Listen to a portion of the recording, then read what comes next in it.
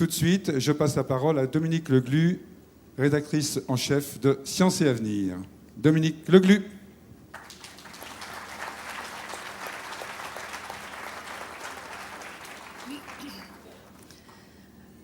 Merci Hubert, merci Marc et merci aussi à ces avides de savoir que vous êtes.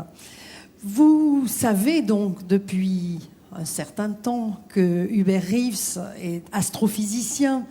Il a su nous narrer l'histoire, la très très longue histoire du cosmos qui a peut-être commencé il y a 13,7 milliards d'années. Hubert est donc astrophysicien, ça veut dire à la fois spécialiste de physique, des phénomènes qui régissent les étoiles, les galaxies, l'univers dans son ensemble. Et il a écrit un grand nombre de livres devenus des best-sellers, Patience dans l'azur, Poussière d'étoiles. Il nous a rappelé à certains d'entre nous, ceux de la croisière du savoir, science et avenir, que nous étions poussière d'étoiles, que tous nos atomes viennent des étoiles elles-mêmes, elles nous les ont servis à un certain moment. Mais Hubert, toutes ces dernières années, et certains d'entre vous ont sûrement lu des livres comme Oiseau, merveilleux oiseau, est d'une certaine façon revenu les pieds sur notre bonne vieille planète Terre. Et il est président de cette association qui s'appelle Humanité et Biodiversité. Et c'est une activité que cette association propose qui le touche énormément. Cosmos et planète Terre, je crois que je peux le dire, ne font qu'un dans le cœur de Hubert. Et s'il nous propose une conférence avec ce titre, Là où croît le péril, croît aussi ce qui sauve, ce qui est le titre de l'un de ses derniers ouvrages, c'est parce qu'il veut nous faire percevoir en quoi le savoir doit nous aider, pas seulement à vivre ou à bien vivre, mais à survivre le mieux possible. Hubert, vous avez la parole pour 1 heure. Merci, grand merci d'être avec nous, c'est formidable.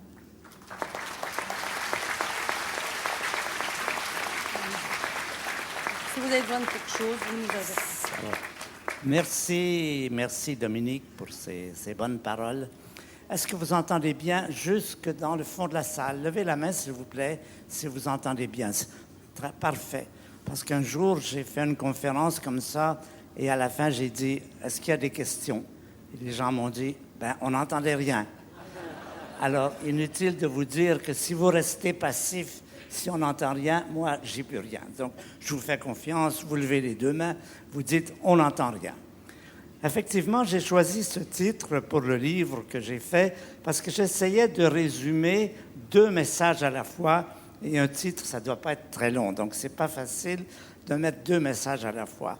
Le premier message, oui, il y a du péril. Oui, nous sommes inquiets. Il y a beaucoup de choses qui se produisent, qui se passent, on en parlera surtout à la seconde conférence, qui sont menaçantes pour notre avenir, pour l'avenir de nos enfants, de nos petits-enfants, pour l'avenir de l'humanité dans son ensemble. Mais ce qu'il faut dire aussi, c'est qu'il y a des choses qui se passent et qui donnent de l'espoir. Et ça existe depuis pas mal de temps. Il faut en parler aussi pour ne pas rester sur une impression de découragement, de défaitisme, de dire tout ça c'est foutu. Quand on dit c'est foutu, c'est foutu. Il faut garder une attitude que je dirais volontaristement optimiste. Des fois, on peut avoir des doutes, mais quand même, il faut rester prêt à affronter. Ça va être un véritable affrontement avec non pas la nature elle-même, mais ce que nous en avons fait. Je parle bien sûr du réchauffement climatique, de la pollution, de l'érosion de la biodiversité.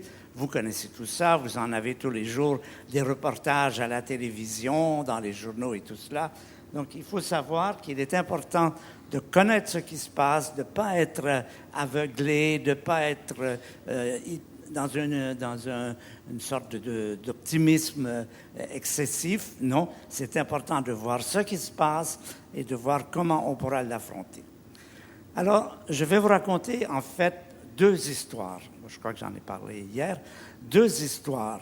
Une première histoire qui j'appelle la belle histoire. C'est l'histoire de nous. C'est comment nous en sommes arrivés à exister. Comment chacun d'entre nous, par une histoire personnelle que vous connaissez depuis votre naissance, mais une histoire qui date de bien au-delà de cela dans le passé, qui date de milliards d'années dans le passé, qui commence en fait, la meilleure évaluation qu'on en ait aujourd'hui, c'est 13,7 milliards d'années, ce qu'on appelle le moment du Big Bang. Alors, ne me demandez pas ce qu'il y avait avant, je n'en sais rien. Il y a beaucoup de questions en science qui n'ont pas de réponse. Mais nous avons des renseignements sur le passé du cosmos jusqu'à 13,7 milliards d'années. Avant ça, nous n'avons rien. Ça ne veut pas dire qu'il n'y avait rien. Ça veut dire que nous n'en savons rien. Et donc, c'est l'histoire qui commence à cette période, qui implique des galaxies, des étoiles, des planètes, des volcans, des comètes, enfin, pratiquement tout joue un rôle dans notre passé. C'est un peu ce que je vais vous raconter. Et qui est notre histoire, c'est-à-dire notre autobiographie. On peut dire que la science aujourd'hui fait notre autobiographie, c'est-à-dire notre histoire. C'est une façon de voir cette histoire du cosmos. C'est une histoire, bien sûr, que nous avons centrée sur nous, ce qui est normal, mais ce qui ne veut pas dire que ce soit le tout. Mais enfin, si on regarde l'histoire à partir de moi, d'où je viens, comment je suis arrivé ici, c'est cette histoire que je vais un peu vous raconter. Alors, je vais vous parler de découvertes scientifiques qui se sont passées à différents moments de l'histoire des sciences et qui ont eu des résultats qui ont largement dépassé le contexte des scientifiques eux-mêmes, qui influencent toute la pensée humaine. Je vais vous en raconter deux pour vous montrer comment la science, c'est pas inutile, ça sert à nous parler du passé, ça sert à nous parler de nous. Par exemple, pendant des milliers d'années, nous avons vécu, les humains, dans l'idée que la Terre est le centre du monde.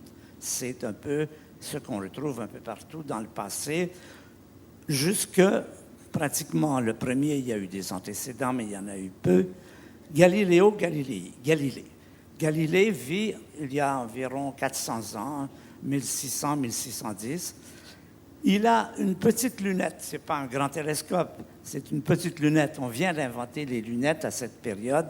Vous en voyez une image ici.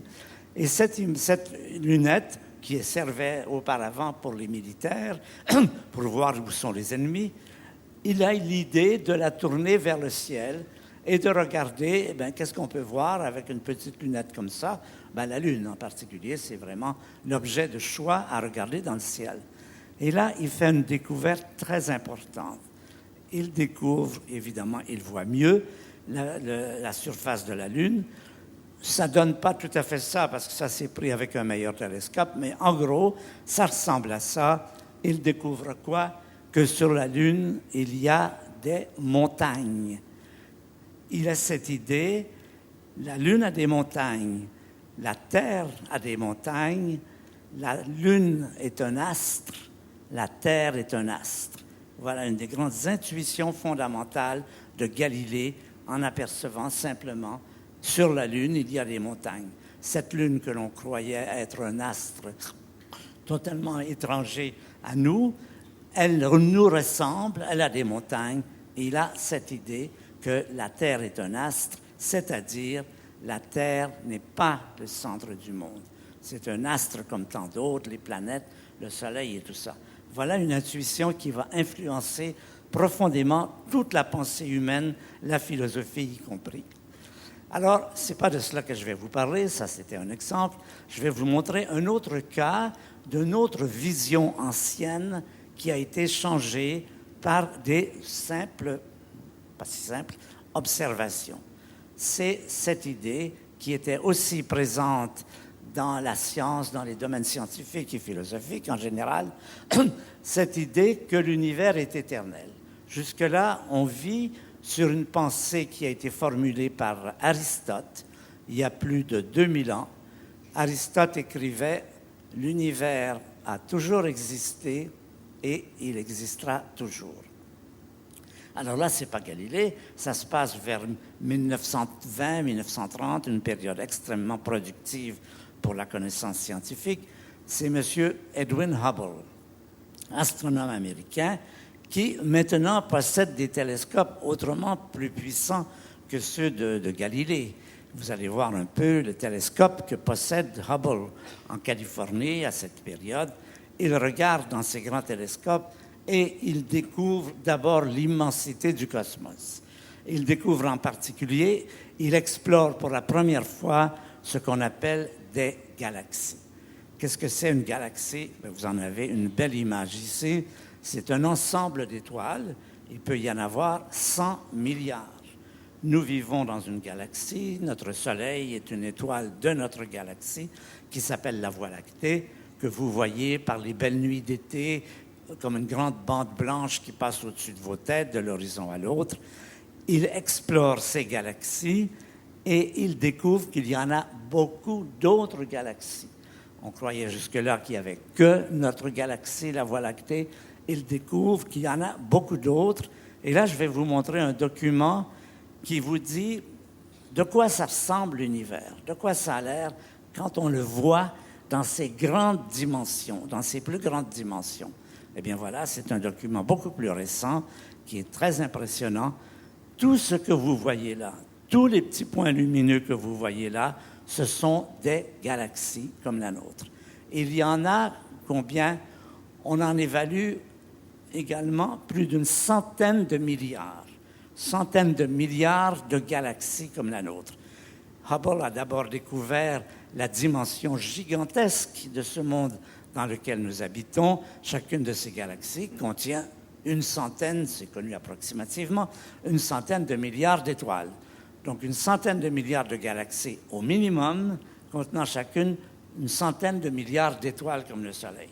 Du coup, vous voyez comment il a agrandi prodigieusement les dimensions de ce petit univers que, il y a à peine 400 ans, on pensait être le centre de notre planète, était le centre d'un monde tout petit avec des étoiles pas loin. Vous voyez les changements formidables qui sont amenés par simplement la technologie. Souvent, on dit du mal contre la technologie, et on a raison, on a des problèmes avec la technologie.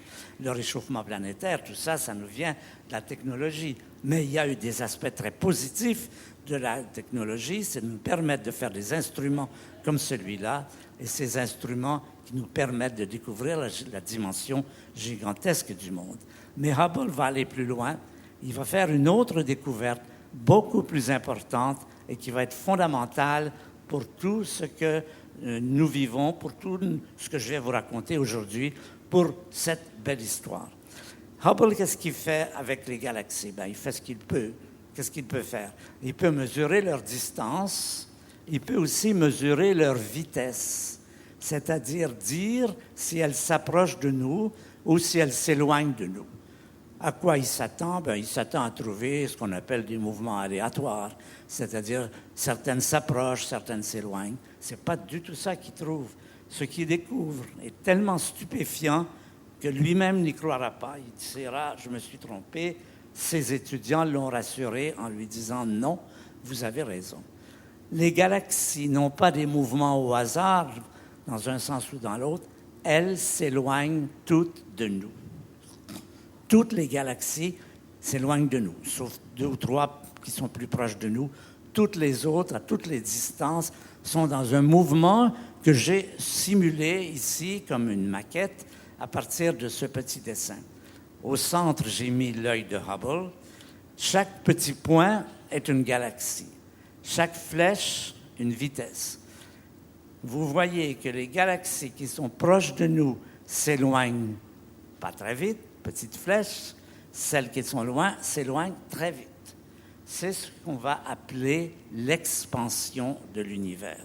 C'est ce qu'on veut dire quand on dit l'univers est en expansion.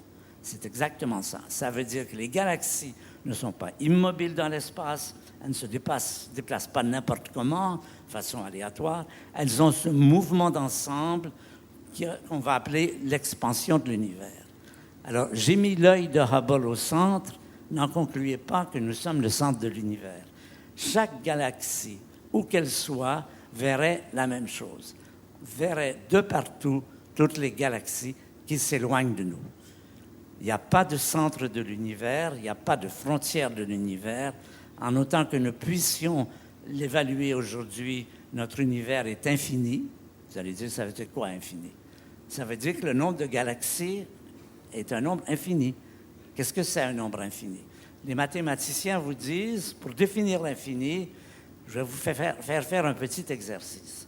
Vous allez imaginer dans votre tête un chiffre, le plus gros que vous pouvez imaginer. Vous l'avez dans votre tête, eh bien l'infini, c'est encore plus grand. L'infini, c'est un nombre plus grand que tous les nombres que vous pouvez mettre dans votre tête. Il est possible, pas certain, vraisemblable que l'univers soit infini. Ça veut dire, comment ça n'a pas de bon sens? Est-ce que ça a du bon sens? Est-ce que les choses ont du bon sens? On ne peut pas dire, parce qu'une chose n'a pas de bon sens, qu'elle n'est pas là. L'univers n'a rien à faire avec notre bon sens. Il est ce qu'il est, il faut découvrir ce qu'il est. Ce que nous découvrons, ce qui semble le plus compatible avec ce que nous connaissons aujourd'hui, nous vivons dans un univers infini, avec un nombre de galaxies infini, et qui ont comme propriété de s'éloigner toutes les unes des autres. Alors, ça veut dire comment ils peuvent s'éloigner toutes les unes des autres si elles sont dans l'infini? Bien, précisément, l'avantage de l'infini, c'est que c'est très grand. Il y a de la place pour tout. Vous pouvez être en expansion partout et être infini. Vous allez dire, je ne comprends pas, ça ne va pas, mon imagination ne me permet pas de comprendre ça. C'est normal. Notre imagination n'est pas faite à cette échelle. Quand on atteint des dimensions aussi étranges, il faut s'attendre à trouver des choses, quelquefois, qui sont difficiles à intégrer. Mais bon, après un certain temps, on finit par l'intégrer, c'est-à-dire nous nous adaptons, nous avons à nous adapter à la réalité, même si la réalité n'est pas facile à imaginer, ce qui n'est pas inattendu. Mais voilà la conclusion que Hubble va tirer de cette image que vous voyez là. Vous imaginez bien maintenant que si vous remontez dans le passé, ben les galaxies seront plus rapprochées. Et si vous allez dans le futur, elles sont plus loin. Ce qui veut dire que si vous retournez suffisamment dans le passé, vous allez avoir un moment où toutes les galaxies vont être superposées. Donc, à partir de là, on dit qu'il y a un début. C'est ce qu'on va appeler le début de l'univers. Et on arrive à cette conclusion importante qui nie ce qu'Aristote disait toujours, l'univers n'a pas toujours existé. Ça, maintenant, c'est confirmé au-delà de tout doute raisonnable, je dirais. Pas tout à fait, on doit toujours avoir des doutes et des questionnements et des interrogations, mais il semble très vraisemblable que l'univers n'a pas toujours existé. Encore une fois, si vous me demandez ce qu'il y avait avant, j'en sais rien. C'est une des grandes questions qui se posent à l'astrophysique aujourd'hui. Est-ce qu'il y avait un avant? Est-ce que le temps existait avant le début de l'univers? Grande question. Il y a plein de grandes questions comme ça dans le monde. Ça, c'en est une. Mais restons à ce que nous savons. Nous sommes dans un univers qui est en mouvement, un univers qui est en expansion. Et la conclusion, l'univers a une histoire. Ça, c'est une des plus grandes découvertes de la science contemporaine. Alors que l'on croyait vivre dans un univers statique qui ne bouge pas, dans lequel les galaxies existaient depuis toujours et immobiles, ce n'est pas du tout le cas. Depuis les années 1925 et 1930, nous savons qu'Aristote avait tort, l'univers n'a pas toujours existé, il a une histoire. Et qu'est-ce qu'on fait quand on apprend que quelque chose a une histoire? Bien, on essaie de la reconstituer. On essaie de raconter ce qui a pu se passer, comment ça a pu se passer. De sorte qu'aujourd'hui, les scientifiques, les astrophysiciens, les physiciens deviennent des historiens. Les historiens, c'est essayer de reconstituer une histoire. Si on veut savoir comment vivaient nos ancêtres, ce que Coppens nous raconte du passé de l'univers, de comment étaient les hommes il y a 1 million d'années, il y a 2 millions d'années, eh bien, il faut essayer d'avoir des documents qui vous permettent de dire quelque chose. Si vous n'avez pas de documents, vous ne pouvez rien dire. Donc, on va être à la recherche de ce qu'on appelle des fossiles.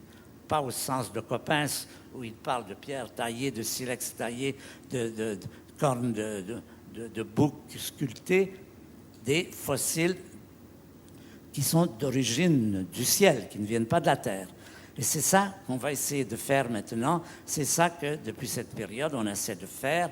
Comment eh bien, nous avons deux sources de renseignements possibles.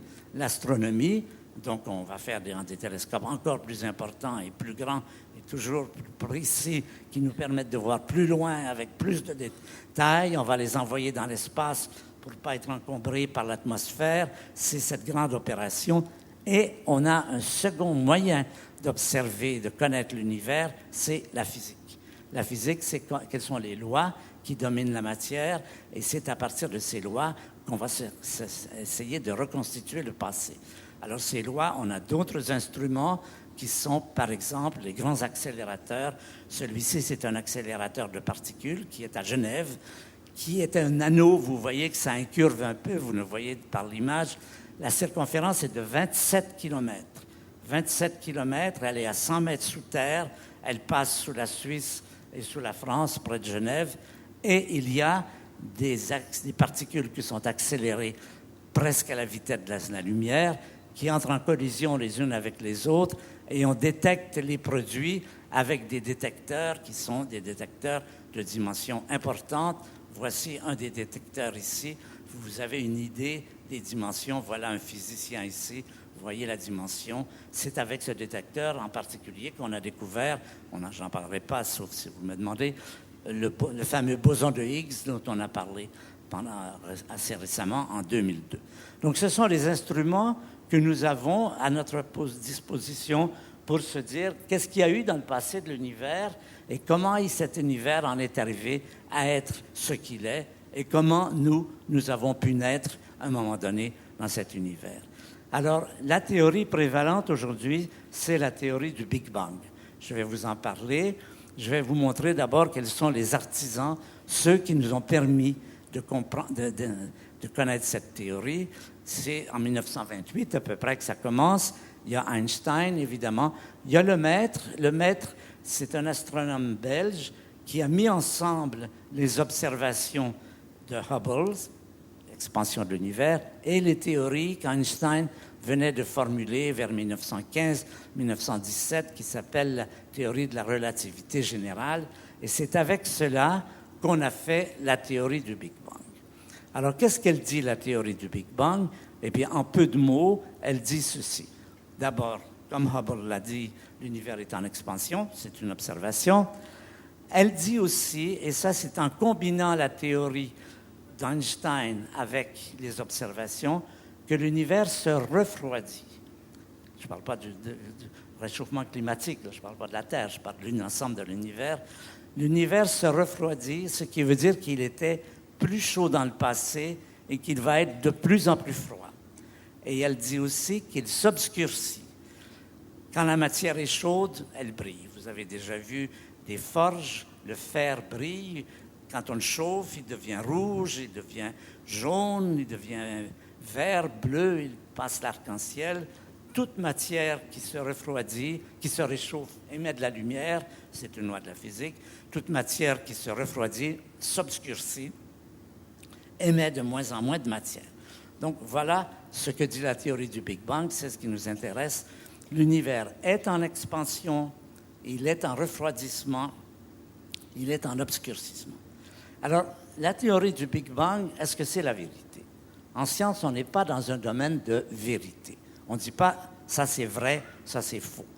On n'est pas dans un dogme, ce n'est pas une révélation. C'est ce que nous avons de mieux à nous mettre sous la dent quand on essaie de reconstituer le passé de l'univers. Toutes les théories ont des faiblesses, elles peuvent changer, elles peuvent être réévaluées à l'avenir, d'autres observations pourraient les mettre en cause. Ce qu'on peut dire aujourd'hui, c'est que toutes les observations que l'on fait en physique et en astronomie, en astrophysique, sont d'accord avec la théorie du Big Bang. Donc, c'est ce que nous avons de mieux aujourd'hui, qui est le combien aujourd'hui? Quelle est la date? Pardon? D'accord. Donc, aujourd'hui, à cette heure-ci, la meilleure théorie, celle que la quasi-totalité des astrophysiciens trouvent la plus raisonnable. Vous voyez, je ne dis pas c'est ça. Je dis c'est celle qui paraît la plus raisonnable aujourd'hui, c'est la théorie du Big Bang. Mais évidemment, l'avenir est inconnu. Mais là, il va se passer un quatrième événement qui va être beaucoup plus récent, en 1965. Il y a un astrophysicien qui s'appelle Georges Gamow, que j'ai eu comme étudiant quand j'étais aux études aux États-Unis, qui nous faisait des cours de cosmologie et qui avait l'habitude, au début de ses cours, de commencer toujours en racontant la dernière histoire qu'il avait appris la veille dans un pub anglais. Et ces histoires n'étaient pas toujours très drôles, de sorte que nous avions rapidement ri poliment et nous attendions que M. Gamow ait terminé de rire lui-même de sa propre histoire avec son grand rire sonore de russe, ha ha ha, vous connaissez. Eh bien, ce M. Gamow était un homme génial et qui va poser une question, justement. Il va dire ceci. OK pour l'expansion de l'univers. OK pour le fait que l'univers était plus chaud dans le passé. OK pour le fait qu'il était plus lumineux dans le passé, puisque la matière, quand on la chauffe, elle émet de la lumière. Mais si on recule suffisamment dans le passé, imaginons d'aller très, très, très loin dans le passé, on va arriver à une période où l'univers est extrêmement chaud, des milliards de degrés, et il va y avoir beaucoup de lumière. L'univers va être un grand flash de lumière. Et il se dit, mais ce flash qui dominait le cosmos à cette période, qu'en est-il advenu? Alors, il a fait quelques calculs et il est arrivé à la conclusion que cette lumière primordiale n'avait pas complètement disparu, qu'il en restait quelque chose, un vestige très peu lumineux, un fossile, un fossile qui, si on pouvait la détecter, nous raconterait des choses sur le passé de l'univers. Vous voyez toujours la recherche des fossiles. Il a fait des calculs et il est arrivé à la conclusion qu'il devait y avoir ce flash, qu'il n'était pas visible à nos yeux. Nos yeux ne voient qu'une petite partie de la lumière, parce qu'il y a des ondes de radio, il y a des ondes X, il y a des ondes gamma. Et il est arrivé à la conclusion qu'il devait y avoir des ondes radio, des micro-ondes. En fait, c'est des micro-ondes, c'est celles que nous utilisons pour la télévision, pour nos fours à micro-ondes, qu'il devait y avoir un résidu, une lueur, une pâle lueur de micro-ondes qui, évidemment, était uniforme, répandue dans tout l'univers. Ça, c'est en 1948. La plupart des gens, à cette époque, ne croyaient pas vraiment à la théorie du Big Bang. Il n'était pas très populaire parce qu'elle avait un petit côté biblique qui ennuyait les athées, par exemple, qui disaient « Vous n'allez pas nous casser les pieds avec vos histoires de Genèse et la lumière fut et tout cela. » Encore une fois, en science, ce genre d'argument n'a aucune importance. Ce n'est pas parce qu'on aime une théorie ou qu'on ne l'aime pas qu'elle est vraie ou fausse. Il faut aller voir les faits. Les faits, c'est que Gamow avait tout à fait raison qu'en 1965, c'est pas si ancien, on a découvert, des radioastronomes ont découvert par hasard, c'est pas du tout ce qu'ils cherchaient, ils sont tombés sur la bonne longueur d'onde, qui est celle de nos antennes de télévision, et ils ont découvert un document formidable qui est aujourd'hui à la source de toutes nos connaissances sur les temps les plus anciens de l'univers. C'est ce qu'on appelle le rayonnement fossile. Je vais vous le montrer. Je vais vous montrer une image de ce qu'aurait vu quelqu'un qui aurait été présent à cette époque, peu après le Big Bang, et qui aurait regardé le ciel. Alors, vous allez le voir en couleur. Ce sont de fausses couleurs. Il n'y a pas de couleur d'associer aux ondes micro-ondes. Comme vous savez, vos antennes de télévision reçoivent des micro-ondes, mais elles convertissent en couleur, de sorte qu'on puisse voir une image quand on regarde un film. Là, c'est la même chose que je vais vous montrer. C'est des fausses couleurs. Ce qui est réel, c'est les dégradés de cette image que vous allez voir. Et je vais vous dire ensuite qu'est-ce qu'elle nous apprend de fondamental. Évidemment, je ne pourrais pas vous montrer comment on apprend cela, parce que ça, c'est une longue histoire, mais je vais vous dire ce qu'on apprend. Alors, voilà ce document. Voilà cet aspect du ciel, en fait, pas beaucoup d'années après le Big Bang, à un moment où sa température était de 3000 degrés. Il était encore très chaud, et c'est ce qu'aurait vu, moins les couleurs, quelqu'un qui aurait regardé dans le ciel à cette période. C'est cela qu'on va essayer de décrypter et de voir qu'est-ce que ça nous dit sur ce qu'était l'univers à cette période. Alors, c'est ce qu'on appelle donc le rayonnement fossile. C'est la plus vieille image du cosmos. Tous les photons qui sont là voyagent depuis 13,7 milliards d'années entre le moment où ils sont émis et le moment où ils sont captés par nos détecteurs. Alors, quels sont les messages que nous apprenons? Qu'est-ce que nous apprend ce rayonnement fossile? Eh bien, la première chose est très importante pour nous, qui va être fondamentale, c'est que l'univers des premiers temps est sans structure. Pour commenter ça, je vais vous donner une image de ce qu'est l'univers aujourd'hui. Il est très richement structuré.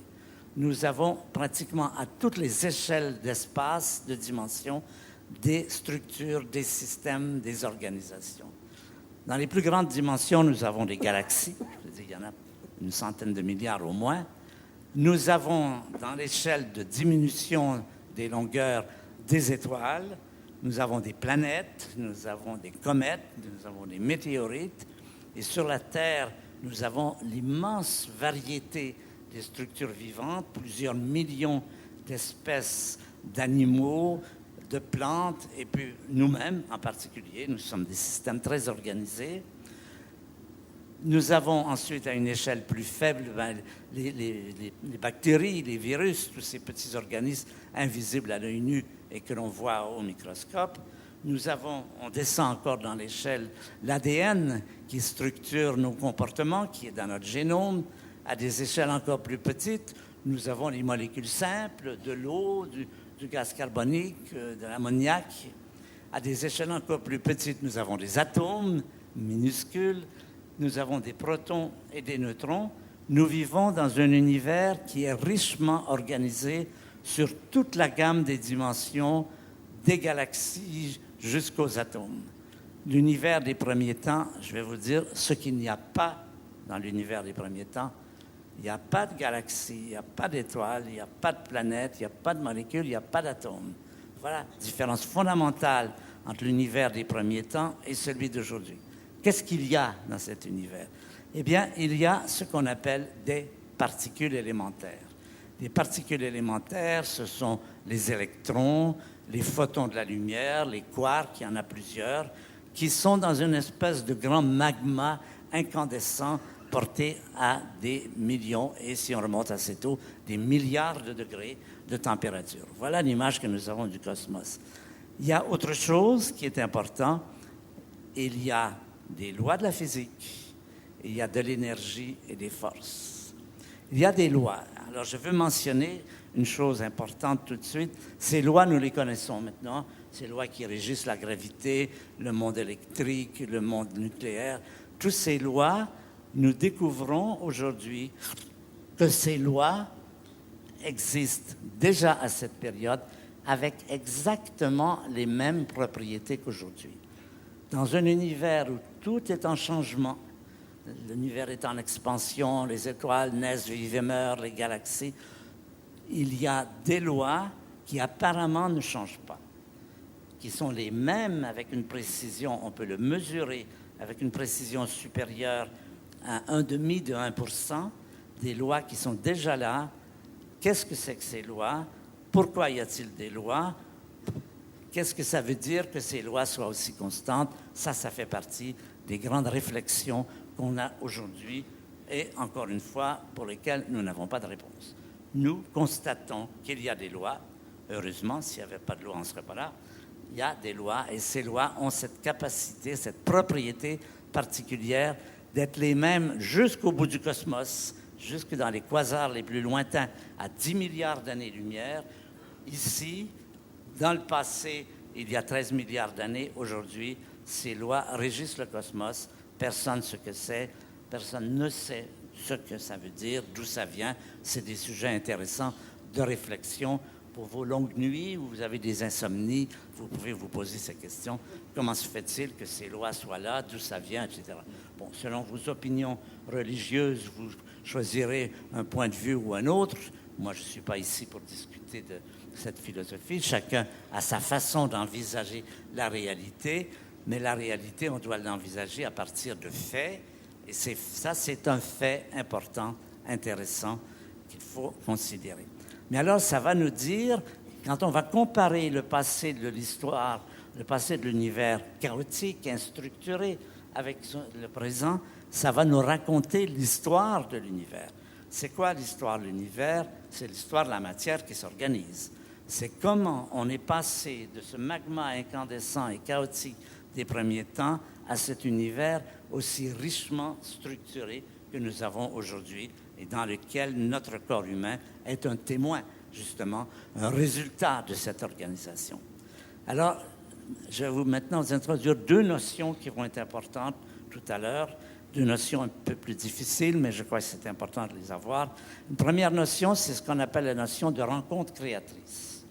Ces particules élémentaires vont s'associer pour former des atomes, des molécules, des systèmes vivants, des galaxies, des étoiles, parce qu'il y a des forces qui les attirent et qui leur permettent de se mettre ensemble. Tout à l'heure, je vais comparer ça à l'alphabet. Je vais y arriver tout à l'heure.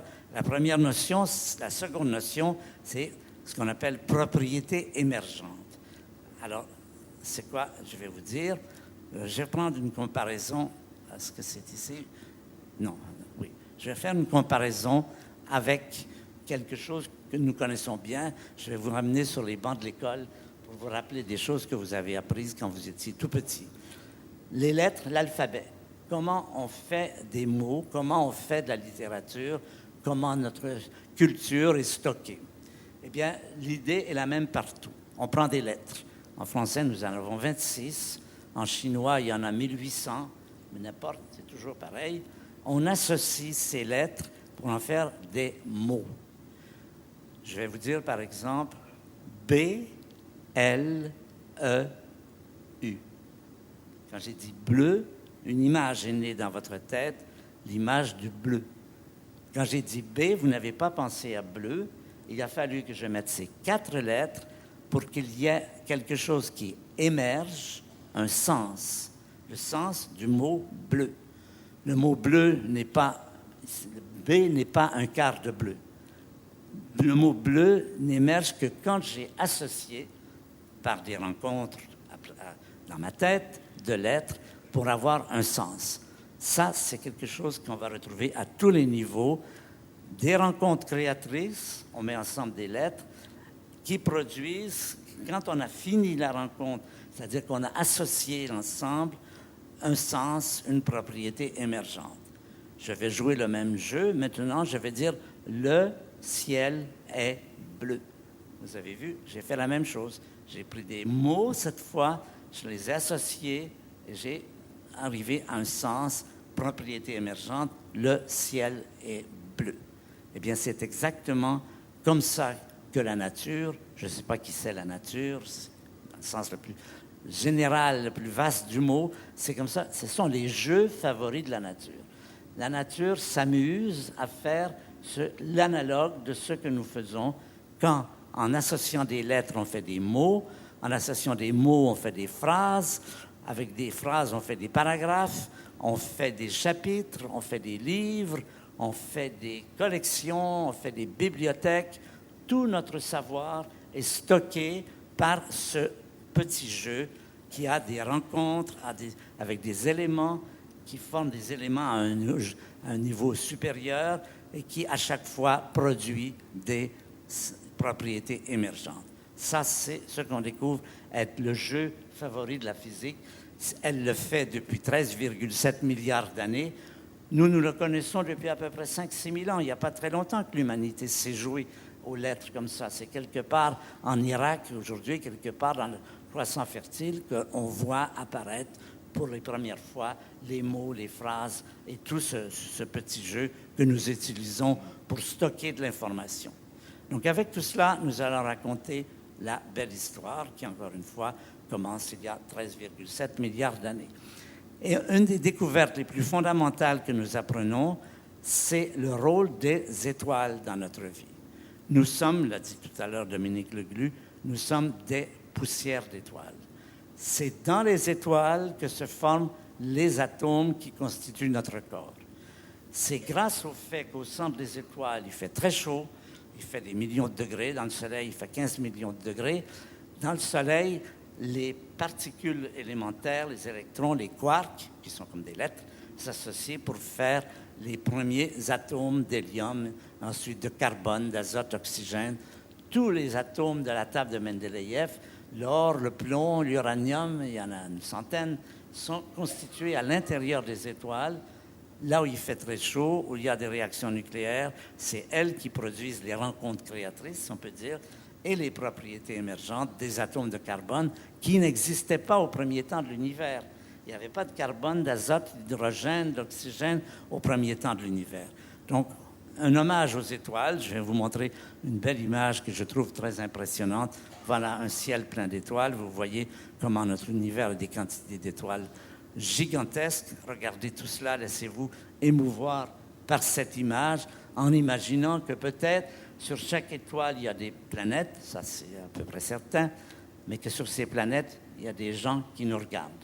C'est pas impossible. On n'est pas sûr, évidemment, mais c'est impressionnant de se faire cette imagination. Voilà. Nous sommes ici, notre groupe, voilà d'immenses quantités de groupes qui nous regardent. Peut-être, on saura éventuellement. Mais je vais vous parler d'un autre phénomène important de l'astronomie, c'est ce qu'on appelle les collisions de galaxies. On a découvert qu'il y a dans le ciel des quantités de galaxies, vous les voyez, il y en a une qui est ici avec son noyau, l'autre qui est ici. Ces galaxies entrent en collision. Qu'est-ce qui arrive quand des galaxies entrent en collision? Eh bien, ce n'est pas comme des boules de billard, ça ne fait pas toc. C'est comme des nuages qui s'interpénètrent. Quel est le résultat? C'est de faire des quantités prodigieuses de nouvelles étoiles que vous voyez ici, ce qu'on appelle des étoiles géantes bleues. Ce sont les étoiles qui sont des grandes productrices d'oxygène. Sachant que notre corps est à 60% composé d'oxygène, de l'eau et des molécules, les collisions comme ça sont le lieu où naissent les atomes d'oxygène qui nous forment. Alors, vous voyez toute la séquence. Collision de galaxies, formation d'étoiles bleues. Ces étoiles bleues vont naître, vont vivre, vont produire de l'oxygène, vont mourir. Je vais vous montrer tout à l'heure une image d'une étoile en train de mourir. Vont répandre leurs atomes d'oxygène dans l'espace. De nouvelles étoiles vont se former avec des nébuleuses. Et un jour apparaîtra une étoile qui est le Soleil. Il y a 4,5 milliards d'années. Le Soleil et son cortège planétaire, y compris la Terre, de laquelle nous tirons notre nourriture, donc de laquelle viennent les atomes d'oxygène qui constituent 60% de notre corps. Vous voyez, c'est notre passé, c'est notre généalogie stellaire et galactique. Vous voyez là un des premiers moments où se forment ces éléments que sont les atomes d'oxygène qui, aujourd'hui, nous permettent de vivre. Vous voyez comment l'astronomie nous apprend des choses sur notre passé, sur les événements galactiques et planétaires qui sont derrière notre existence. Alors, je vais vous montrer, parce que nous devons, encore une fois, un hommage aux étoiles, de nous avoir fabriqué nos atomes. Dans le passé, ça, on l'ignorait complètement. On parlait des étoiles en disant « les étoiles, c'est les constellations, c'est l'horoscope, ça nous dit notre avenir. » Bon, l'astrologie, vous y croyez ou vous y croyez pas, chacun a sa position là-dessus, moi, j'y crois pas trop. Ce qu'on a appris, c'est que les étoiles ne sont pas dans notre passé, mais dans notre futur, mais dans notre passé. Elles ont joué un rôle par rapport à nous dans le passé, il y a des milliards d'années, en fabriquant tous ces atomes. Alors, je vais vous montrer un lieu de naissance d'étoiles. Les étoiles naissent dans des grandes structures comme ceci, qui sont des nébuleuses, qui sont composées de gaz et de poussière. Ces nébuleuses s'effondrent sur elles-mêmes, sur leur propre poids, et elles se réchauffent. Elles se réchauffent et elles forment des... Ah, pardon, attendez. Elles donnent naissance à des étoiles nouvelles. Là, vous avez une pouponnière d'étoiles. Ce nuage est en train de former de nouvelles étoiles. Et ces étoiles, maintenant, vont briller, vont être chaudes et vont se répandre dans la galaxie. Il y a des générations d'étoiles comme ça qui se forment, qui vivent leur vie, qui sont des usines d'atomes, qui fabriquent des nouveaux atomes. Et puis, à la fin de leur vie, quand elles ont épuisé leur réserve d'énergie, elles sont comme nous, quand elles épuisent leur réserve d'énergie, elles meurent. Et elles meurent. Et qu'est-ce qui se passe quand elles meurent? Bien, voilà une image d'une étoile en train de mourir. L'étoile en train de mourir, c'est ce petit point blanc ici. Tout ceci, c'est de la matière qui était dans l'étoile auparavant. les couches supérieures de l'étoile. À la mort de l'étoile, l'étoile se vide de sa matière, les atomes se répandent dans la galaxie, dans le milieu entre les étoiles, et de nouvelles étoiles peuvent se former. Nous avons ainsi des générations d'étoiles. Et là, je crois que vous avez vu ce que je vous ai raconté tout à l'heure. Vous avez vu comment ces deux notions s'appliquent au cas des étoiles. Des atomes dans les réactions nucléaires se lient, forment de nouvelles structures, et en particulier de l'eau. De l'eau, c'est quoi? C'est un atome d'oxygène qui est ici, 2 atomes d'hydrogène. L'eau, vous le savez, est un solvant.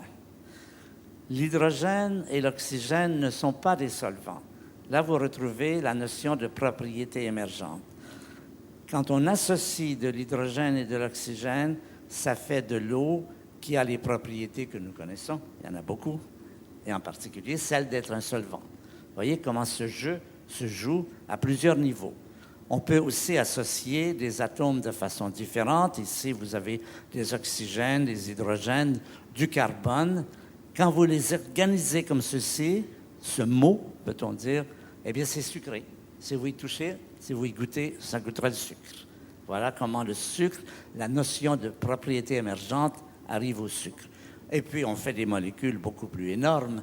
Par exemple, des molécules comme celle-ci, qui sont les molécules d'ADN, qui sont notre génome, qui contient ces éléments qui vont ensuite dominer notre physiologie, qui vont organiser notre corps, qui vont faire que nous avons faim ou que toutes les propriétés du corps sont stockées sous cette forme. Alors, on va continuer, la nature va continuer à associer. Elle va associer des électrons et des quarks pour faire des protons et des neutrons. Elle va associer les protons et les neutrons dans les étoiles pour faire des atomes. Et ensuite, pour ce qui est de nous-mêmes, ces atomes vont se retrouver dans une planète autour d'une étoile qui est le Soleil, et ces atomes vont continuer à s'associer et vont former la vie. Une chose est claire, c'est que sur la Terre, il y a de la vie. Nous sommes là. Nous ne savons pas en ce moment s'il y a de la vie ailleurs. C'est une des grandes questions qui se posent. Les gens qui étudient Mars, notre ami Rocard en particulier, c'est une des questions qui se posent. Est-ce qu'il y a de la vie ailleurs? C'est-à-dire, est-ce que ce petit jeu de la nature qui continue à associer des atomes et des molécules jusqu'au moment où on arrive à la vie, est-ce que ce petit jeu se continue ailleurs que sur la Terre? Nous n'en savons rien. C'est tout à fait possible. Nous le saurons peut-être dans les années qui viennent. Peut-être qu'il n'y en a pas d'ailleurs. Il n'est pas exclu qu'il n'y ait pas de vie ailleurs que sur la Terre. Personnellement, mon opinion, je peux vous dire, mais c'est une pure opinion qui n'a aucune preuve scientifique, c'est qu'il y en a beaucoup. Qu'il y a, comme nous, des planètes, des millions, peut-être des milliards de planètes où il y a des êtres vivants. Mais c'est une pure opinion, une intuition. Ça ne vaut rien sur le plan scientifique, mais bon, là aussi, chacun peut imaginer ce qu'il veut. Alors, comment ça s'est passé? Comment ça s'est passé, cette apparition de la vie sur la Terre? Eh bien, on ne sait pas. Encore des questions, vous voyez. Les scientifiques, généralement, quand ils vous parlent, ils vous disent des choses qu'ils savent, et comme ça, vous avez l'impression qu'ils savent tout. Donc, vous voyez qu'on est loin de savoir tout, puisqu'on est encore plein de mystères, et je parlais justement aux grands-parents que beaucoup d'entre vous sont, si vos enfants se demandent ce qu'on peut faire et qu'ils se disent « Ah ben, tout est connu maintenant, on perd son temps si on fait de la science », c'est faux. Vous avez vu qu'il y a encore plein de mystères que nous ne connaissons pas et qu'il y a encore beaucoup de travail à faire et que c'est une belle profession, je dis mon expérience, que de faire de la science, d'avoir cette idée de comprendre des choses qu'on ne comprenait pas. C'est vraiment une des expériences les plus excitantes qui existent. À un moment donné, vous découvrez quelque chose et vous avez la sensation que vous êtes le seul à le savoir. Vous le dites, c'est contesté ou c'est admis, ça varie, mais c'est comme ça, c'est ça l'aventure de la science, c'est de progresser dans la connaissance. Alors, revenons maintenant à la Terre. La Terre vient de se former autour du Soleil il y a 4,5 milliards d'années. C'est une boule de lave incandescente, chaud, certainement supérieur à 1000 degrés, Donc, il n'y a certainement pas de vie quand la Terre apparaît. Il n'y a pas de vie à 1000 degrés. Pas de vie telle que nous la connaissons, en tout cas. Cette boule va se refroidir lentement, ça va prendre quelques centaines de millions d'années. Elle va arriver à des températures inférieures à 100 degrés. Et là, les comètes qui la bombardent, la Terre est continuellement bombardée par des comètes, moins maintenant, mais à cette période, c'était vraiment un feu d'artifice dans le système solaire. Il y avait des collisions entre les planètes, les météorites. Les planètes se formaient et les comètes venaient s'écraser sur les planètes. Une comète, Rocard nous l'a dit hier, c'est un bloc de glace. La glace fond, ça fait de l'eau. Et donc, on se retrouve avec une planète qui a de l'eau. C'est l'origine de l'eau sur notre planète. Du moins, c'est la vision contemporaine. Tous les eaux de l'eau des océans que vous voyez quand vous allez sur le pont ici, cela n'était pas sur la Terre au premier temps. C'est arrivé progressivement par des bombardements de comètes qui ont fondu et qui ont donné naissance à l'eau. Cette eau, donc, va, après, quand la température sera assez basse, va devenir liquide et puis elle va former les océans. Ce que nous savons, c'est que quelques centaines de millions d'années après la naissance de la Terre, comme le Soleil, a 4 milliards 500, le chiffre précis, c'est 4 milliards 676 millions d'années. Vous voyez, ça, on le connaît bien. Avec 4 chiffres, ça, c'est l'âge de la Terre. Quelques centaines de millions d'années plus tard, cette Terre a de l'eau liquide, des océans, et cet océan fourmille de petites particules de ce qu'on appellerait aujourd'hui du plancton, des petites bactéries invisibles à l'œil nu, mais la vie est apparue. Question: comment est-ce que des atomes qui étaient inertes, sans vie au départ à ces températures, se sont associés pour former d'abord des petits vivants qui sont les bactéries, les virus, les cellules de plancton? Ça, encore, bouteille à l'encre. Personne ne le sait. Il y a beaucoup d'opinions, mais quand il y a beaucoup d'opinions, c'est parce qu'on ne sait pas. Quand on sait, il n'y a pas plusieurs opinions, on sait. Ça, c'est le plus grand mystère, un des plus grands mystères, encore une fois, de cette évolution. Ce qui est sûr, c'est que c'est arrivé. La preuve, c'est que nous sommes là. C'est arrivé, la Terre est apparue sur la Terre, la vie est apparue sur la Terre, en passant par des organismes microscopiques. Voici un exemple d'une daphnée, petit organisme microscopique qui vivait dans les océans primitifs et à partir duquel, là, l'évolution va se poursuivre. Ces petites cellules vont s'associer, toujours ce jeu favori de la nature, cette association de petits éléments qui sont maintenant des cellules pour faire ce qu'on appelle des organismes multicellulaires. Il y a plusieurs cellules et qui ensuite vont donner naissance, par exemple, à différentes formes vivantes que vous connaissez bien. Les papillons, par exemple, sont un exemple d'une chose qui est apparue il y a 300 ou 400 millions d'années sur la Terre. Il y a toute l'histoire de la planète, de la vie sur la Terre, et puis l'histoire de l'apparition des êtres humains. Vous voyez, c'est une longue histoire qui est notre histoire. Et je voudrais vous ramener à un moment crucial de notre existence. Vous prenez votre date de naissance, vous soustrayez 9 mois. Vous arrivez à un moment qui est le moment crucial de notre existence, ce qu'on appelle une rencontre créatrice. Vous voyez, un ovule dans le ventre de notre mère est atteint par un spermatozoïde de notre père. Nous entrons dans l'existence à ce moment-là. C'est un moment critique. Avant ça, nous n'existons pas. Nulle part, en aucun sens du terme, nous existons avant ce moment. C'est le moment crucial de notre existence.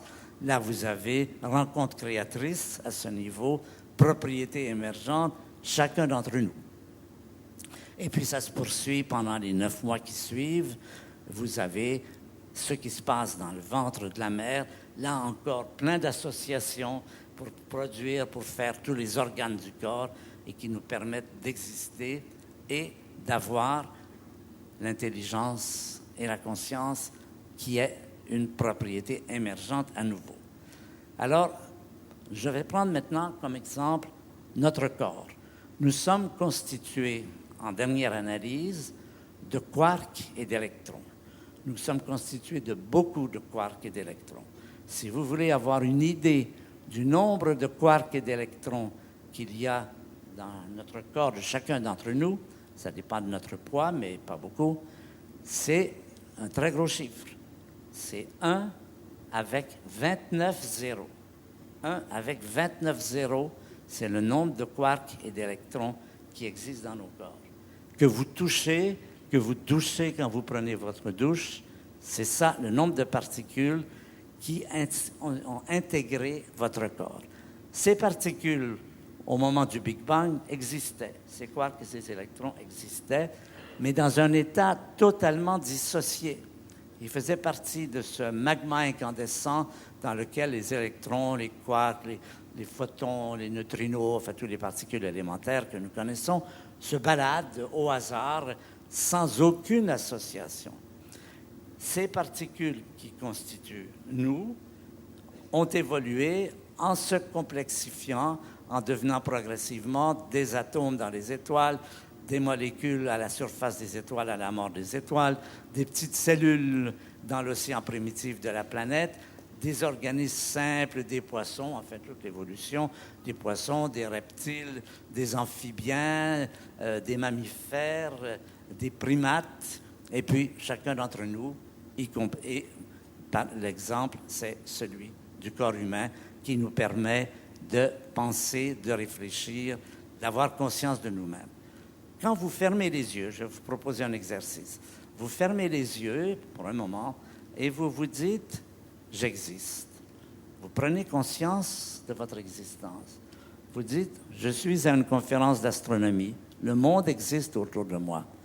Vous réalisez une des prouesses les plus fabuleuses qui a été jamais réussie dans l'univers.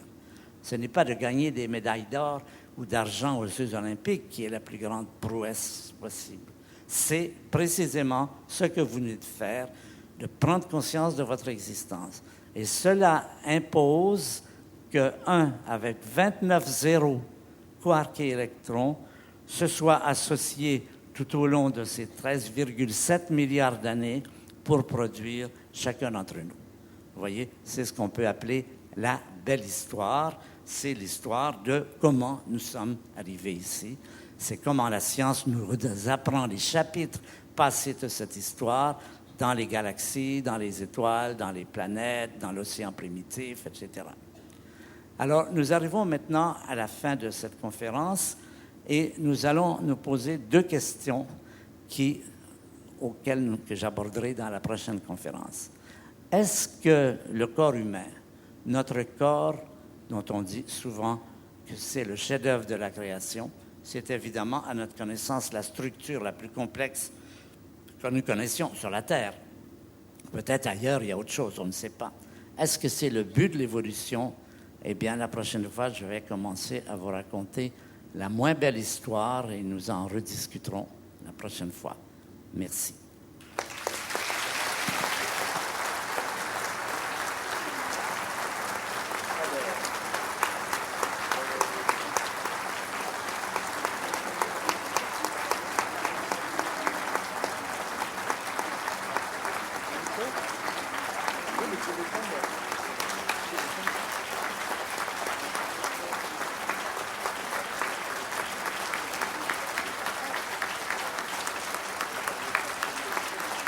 Le téléphone pour la deuxième question.